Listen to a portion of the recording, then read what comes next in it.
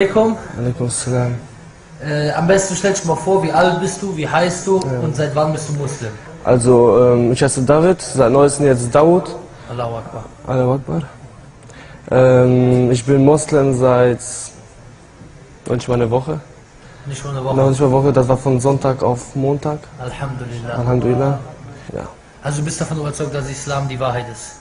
Auf jeden Fall. Wie kam das zu dieser Überzeugung? Wie kam das zu dieser Überzeugung? Das ist einfach, ich bin damals strenger Christ gewesen, aber da dieses gewisse Etwas gefehlt, so, was ich beim Islam wiederfinde. So. Alhamdulillah. Alhamdulillah.